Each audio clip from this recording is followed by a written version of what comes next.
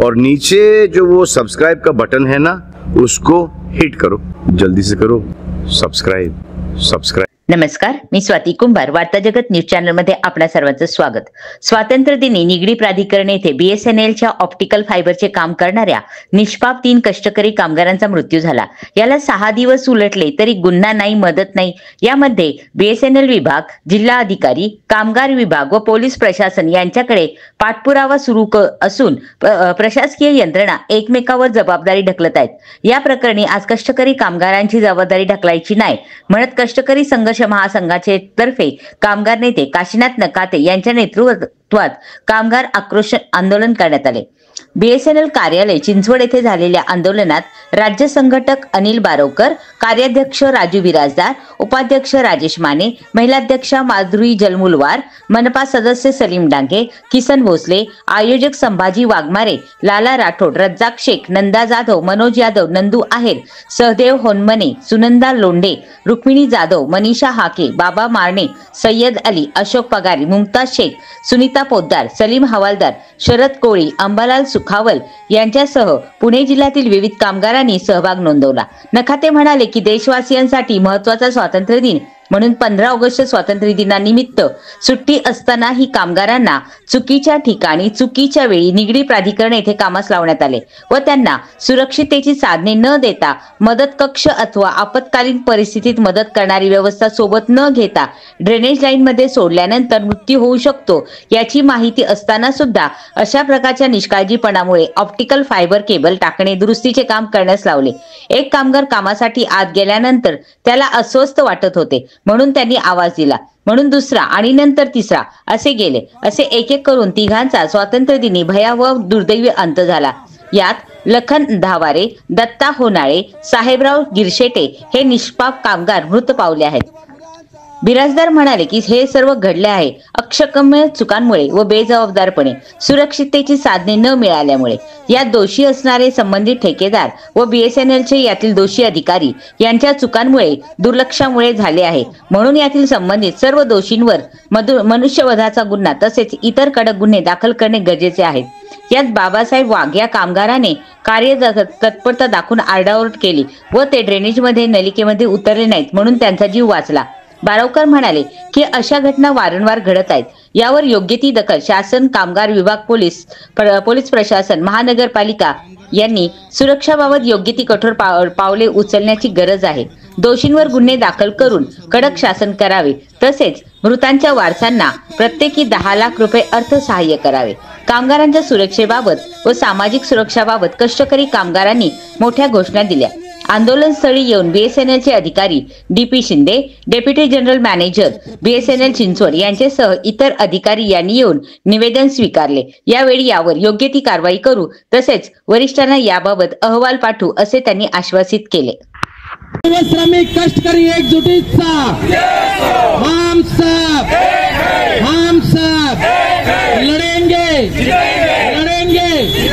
अरे कामगार एकजुटीचा, कष्टकरी एकजुटीचा, कष्टकऱ्यांना न्याय, अरे श्रमिकांना न्याय, ड्रेनेज मध्ये काम करणाऱ्याला कामगाराला न्याय, अरे धोकादायक काम करणाऱ्या कामगाराला न्याय। हम सब अरे कोण म्हणताय देत नाही, कोण म्हणताय देत नाही। हम सब शेतकरी संघर्ष महासंघाच्या वतीनं आज पिंपरी चिंचवड शहर असेल, महाराष्ट्र राज्य असेल, आपण वेगवेगळ्या ठिकाणी कष्टकरी कामगारांच्या न्यायिक भूमिका, भारतीय संविधानाला अनुसरून जे आपले अधिकार हक्क आहेत ते हक्क मागण्याच्या निमित्तानं आपण या ठिकाणी आज आलेलो आहोत। कामगारांचे जीवन इतकं स्वस्त झालेलं आहे का हा खऱ्या अर्थाने प्रश्न आपला सर्वांना पडतो आणि म्हणून ज्या वेळी असे कामगारांचे अपघाती मृत्यू होतील, उपेक्षितांचे, वंचितांच्या मृत्यूला किंवा त्यांचे अपंगत्व येण्यास जबाबदार असणारं प्रशासन, मग ते कुठलंही असो, त्यांना जाब विचारण्याची जबाबदारी आपल्या सर्वांची आहे। म्हणून आज सर्वप्रथम आपण एवढ्या पावसाचे दिवस असताना, एवढा कामाधंद्याची वेळ असताना सुद्धा आपण सर्वजण एवढ्या संख्येने या ठिकाणी उपस्थित राहिला त्याबद्दल कष्टकरी संघर्ष महासंघातर्फे आपल्या सर्वांचं अभिनंदन करतो. आपल्याला ही लढाई खूप मोठ्या प्रमाणात पुढे न्यायची आहे, परंतु शासन प्रशासन जर आपलं ऐकत नसेल आणि चुकीच्या पद्धतीनं वागत असेल तर त्यांना त्यांची जागा दाखवण्याची आपली जबाबदारी आहे. 15 ऑगस्ट हा भारतीय स्वातंत्र्य दिन आपण सर्वजण साजरा करत असताना 15 ऑगस्टच्या दिवशी आपल्या सर्वांना सुट्ट्या असताना कष्टकरी कामगारांना त्या ठिकाणी कामासाठी उतरवण्यात आलं. त्या नालायक मंडळींनी सुट्टी सुद्धा दिली नाही आणि त्यांना कामाला लावलं. कामाला लावत असताना त्यांच्या आरोग्याची काळजी, त्यांना त्याच्यासोबत डॉक्टर, ॲम्ब्युलन्स व्हॅन आणि त्यांना सेफ्टी बेल्ट असे पुरवण्यात आले पाहिजे होते. आणि संबंधित ठिकाणी विषारी वायू आहे का, तिथलं वातावरण चुकीचं आहे का याची पडताळणी करण्याची गरज असताना सुद्धा अशा ठिकाणी कामगार चुकीच्या पद्धतीनं सोडण्यात आले. संबंधित स्थानिक पोलीस स्टेशनला सुद्धा अशा प्रकारच्या धोकादायक कामाच्या संदर्भामध्ये कल्पना देणं अपेक्षित आहे, परंतु पोलीस प्रशासनाला सुद्धा न सांगता BSNLच्या लोकांनी अत्यंत चुकीचं काम केलेलं आहे. खऱ्या अर्थानं हे जे कामगार आहेत हे अत्यंत उपेक्षित, वंचित सामान्य कुटुंबातील कामगार आहेत. बिचारे रोज 500, 700, 800 रुपये मिळण्याच्या अपेक्षेनं अत्यंत धोकादायक अशा पद्धतीने काम करतात. आणि 15 ऑगस्टच्या दिवशी स्वातंत्र्याचा दिवस असताना आपल्याला कल्पना आहे की 16 ऑगस्ट रोजी आपल्या कष्टकरी कामगारांच्या व्यथा आणि कथा मांडणारे, दुःख मांडणारे लोकशाहीर अण्णाभाऊ साठे यांनी 16 ऑगस्टला मुंबईत आंदोलन केलं होतं. ते त्यावेळेला असं म्हणाले होते की ये आजादी झूठी है, देश की जनता भूकी है. तर देशातली जनता भूकी कशासाठी आहे, तर 1 नंबरला सामाजिक सुरक्षासाठी, 2 नंबरला कष्टकरी कामगाराला सुरक्षा साधनं जे आहेत, हेल्मेट, शूज, सेफ्टी बेल्ट, आरोग्य सुविधा, ॲम्ब्युलन्स, आणि 3 नंबरला राज्य शासन, जे आमचं शासन आपण म्हणतो त्या शासनाकडून मिळणारा निधी, अनुदान आणि या सर्व गोष्टीपासून वंचित आहे. अशा प्रकारचा देशाचा तिरंगा एकीकडे फडकत असताना दुपारच्या वेळेला यांना कामाला उतरवण्यात आलं आणि त्यांचा बिचारा तातडीने गेल्या त्यांना अस्वस्थ वाटू लागलं. एक झाला की दुसरा मग त्याला म्हणला दुसरा वाचवायला गेला, तिसरा गेला, तिघांचा निष्पाप मृत्यू झाला. चौथ्याला लक्षात आलं काहीतरी धोका आहे, काहीतरी गडबड आहे, काहीतरी अडचण आहे आणि म्हणून त्यांनी सावध झाले आणि ते पुढच्या त्या बिचाराचा एकाचा जीव वाचला. आणि ते झाल्यानंतर निगडीतलं लोकमान्य हॉस्पिटल, तिथं आम्ही जाऊन पाहणी केली प्रत्यक्ष. अक्षरशः तरुण लोक आणि जवान लोक, अत्यंत वय ज्यांचं कमीच आहे अशा प्रकारची लोक त्या ठिकाणी अक्षरशः मुर्दे पडलेले होते. आम्ही प्रत्यक्ष पाहिले. आणि हे झाल्यानंतर आता त्या ठिकाणी आम्ही आल्यानंतर मीडिया आलं, सगळे लोक आले, पण दुर्दैवानं त्या ठिकाणी प्रशासनाची लोक, BSNLची लोक त्यांची पाहणी करण्यासाठी कुणीच आलेलं नाही. आमचं काम करा, तुम्ही जिवंत राहा, तुमचा मुर्दा पडू द्या, तुमचा हात तुटू द्या, पाय तुटू द्या, आम्हाला काही देणं घेणं नाही, अशा प्रकारची भूमिका शासन प्रशासन घेत असते. दुर्दैवाची गोष्ट अशी की त्या ठिकाणी आम्ही चर्चा करत असताना, व्हिजिट करत असताना आमची माय माऊली, ज्याचा एका कामगारांचा मृत्यू झाला, त्याची पत्नी आणि छोटं बाळ धायदया रडत आलं आणि अक्षरशः उलके देत रडत होती. आणि तो प्रसंग आपल्याला पाहू वाटत नव्हता. अशा प्रकारची भयानक अवस्था असताना एका घरातील करता कुटुंबातील प्रमुख गेला आणि त्याचं बाळ आणि त्याची पत्नी बिचारी आयुष्य भयानक आणि अंधकारमय झालं.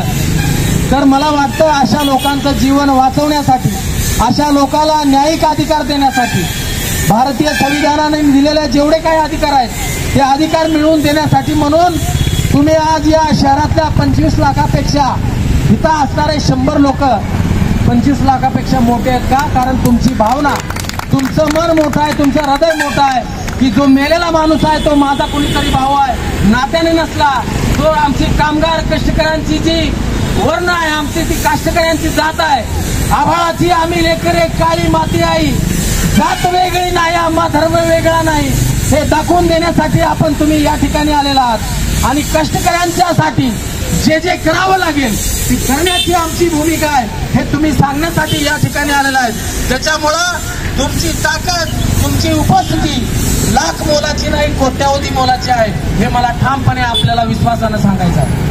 अशा गोष्टी टळत असताना आपल्याला कल्पना आहे की येरवडामध्ये 5 लोक बिहारचे होती त्या ठिकाणी स्लॅबचा सांगाडा बांधकाम करत असताना अख्खा सांगाडा त्यांच्या डोक्यावरती कोसळला आणि त्यांच्या डोक्यामध्ये हेल्मेट, पिवळ्या रंगाचे हेल्मेट होते, त्याचा सुद्धा फुगा झाला. डोका चेंदामेंदा झालं. 5 कामगार 15 मिनिटाच्या आत फुगा खलास. त्या घटनेला सुद्धा जाऊन 20 मिनिटांमध्ये आम्ही त्या ठिकाणी पाठपुरावा केला. माननीय कामगार उपायुक्त, कामगार आयुक्त, पोलीस प्रशासन, पुणे पोलीस आयुक्त या सर्व ठिकाणी आम्ही पाठपुरावा केला आणि त्या कामगार बांधवांना बिहारच्या प्रत्येकाला 5 लाख रुपये आम्ही मिळवून दिले.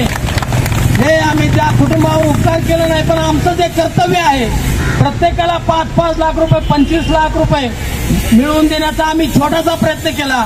हे दिला बांधवानो, म्हणजे आम्ही त्यांचा जीव परत आणू शकलो नाही, पण जे उरलेले लोक आहेत त्यांच्या डोळ्याचं अश्रू पुसण्याचं काम जेवढं शक्य आहे, पूर्ण अश्रू तर आम्ही सगळे लोक, 100 लोक नाही, 1000 लोक नाही, लाख लोक पण पुसू शकणार नाही. त्यांच्या कुटुंबातला जो बाप गेलाय, माझ्या छोट्या मुलीचा जो वडील गेलाय, तो कधी परत येणार नाही. तिच्या जी बहीण तिला राखी बांधणार होती, तो भाऊ गेला, तिला कधी तो भाऊ बांधायला राखी उपलब्ध होणार नाही. आणि देशाच्या सकल उत्पन्नामध्ये ज्याचा महत्वाचा वाटा आहे तो कष्टकरी कामगार पुन्हा कधी येणार नाही याची जाणीव आम्हाला आहे. परंतु अशा घटना पुन्हा घडल्या नाही पाहिजे. अशी घटना जेथे जेथे घडेल तेथे तेथे तिथल्या प्रशासनाला दणका देण्याचं काम, तिथल्या लोकांचं डोकं ठिकाणावर आणण्याचं काम ही जनशक्ती करू शकते आणि ही श्रमशक्ती करू शकते. यासाठी छत्रपती शिवराय शंभूराजे राजर्षी शाहू महाराज, भारतरत्न डॉक्टर बाबासाहेब आंबेडकर, महात्मा फुले, लोकशाहीर अण्णाभाऊ साठे, राव बहादूर नारायण मेघाजी लोखंडे यांच्यासारख्या महाराष्ट्राच्या कर्मभूमीतून, महाराष्ट्राच्या मातीतून जन्मलेले क्रांतीवीर, क्रांतीपुरुष आम्हाला संघर्ष आणि संदेश देऊन गेलेले आहेत की बाळांनो, ज्या ज्या वेळेला या राज्यामध्ये, या कष्टकऱ्यामध्ये, या आपल्या महाराष्ट्राच्या भूमीमध्ये वंचितावर, उपेक्षितावर आणि कष्टकऱ्यावर अन्याय होईल, त्या वेळेला कळपची तलवार बनवून, त्या वेळेला संघर्षाची मशाल घेऊन पेटत राहा, लढत राहा आणि त्यांचाच विचार, त्यांचीच वारसा पुढे नेण्याचं काम तुमच्या साक्षीनं होतं. याचा सार्थ अभिमान आम्हाला आहे. आज बीएसएनएलला आम्ही इशारा देतोय. बीएसएनएलच्या प्रशासनाने, राज्याच्या मुख्यमंत्र्यांनी, राज्याच्या उपमुख्यमंत्र्यांनी, राज्याच्या कामगार मंत्र्यांनी तातडीनं मदत नाही केली आणि शासन प्रशासनाचे अधिकारी एकमेकाला वाचवण्याचा जर प्रयत्न केला तर पुढच्या 1 सप्टेंबर पासून या ठिकाणी मंडप टाकला जाईल. या ठिकाणी मंडप टाकून बेमुदत उपोषण करण्यात येईल. आमचे प्रश्न सोडवा. जबाबदार अधिकारी किती असतील, जबाबदार किती ठेकेदार असतील, त्यांच्यावरती कारवाई झाली पाहिजे, कठोर कारवाई झाली पाहिजे. सदोष मनुष्यवधाचा गुन्हा सुद्धा दाखल झाला पाहिजे आणि जर नाही झाला तर 1 तारखेपासून बेमुदत उपोषण होईल आणि संबंधित यंत्रणा कामाला लागली पाहिजे. आम्ही तुमच्याकडे भीक मागायला आलेलो नाही, आम्ही तुमच्याकडे काम मागायला आलेलो नाही. आमच्या निष्पाप 3 नागरिकांचे जे तुम्ही, निष्पाप 3 कामगारांचे तुम्ही मुर्दे पाडलेले आहात, त्याला जबाबदार तुम्ही आहात. ती जबाबदारी झटकायची नाही. काय डायलॉग आहे? जबाबदारी अजिबात झटकायची नाही. सगळ्याला न्याय मिळाला पाहिजे. ज्या आमच्या महिला भगिनीचं कुंकू फुटलंय तिला न्याय मिळाला पाहिजे. तो मिळेपर्यंत आम्ही लढणार. याचा ठाम विश्वास आपल्या सर्वांच्या साक्षीनं आपल्या सर्वांना आम्ही देऊ इच्छितो. लढाई मोठी आहे, संघर्षाचा काळ आहे, परंतु आम्ही लढू आणि या 3 मायमाऊलीला न्याय दिल्याशिवाय आम्ही स्वस्थ बसणार नाही. हा ठाम विश्वास आपल्या सर्वांच्या साक्षीनं. बरोबर 5 दिवस झाले कुठल्याही प्रकारचा कारवाई झालेला नाही. आम्ही माननीय पोलीस आयुक्त पिंपरी चिंचवड, माननीय कामगार उपायुक्त, अप्पर कामगार आयुक्त पुणे, माननीय जिल्हा अधिकारी यांना सुद्धा आजच आम्ही परत पुन्हा एकदा निवेदन देणार आहोत.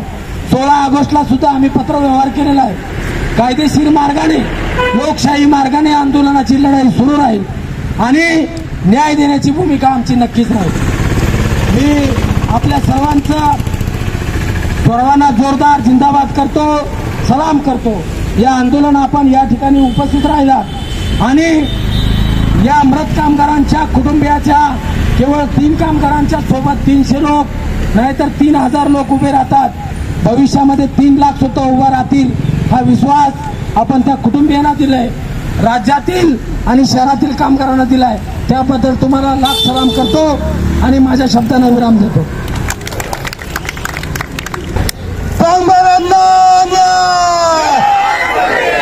अरे मृत्यू पावलेल्या गटारीमधील केबल करणाऱ्यांना न्याय, अरे कष्टकऱ्यांना न्याय। आजचे बातमीपत्र येथेच संपले। पुन्हा भेटूया नवीन बातमीसहित। तोपर्यंत जय हिंद, जय महाराष्ट्र।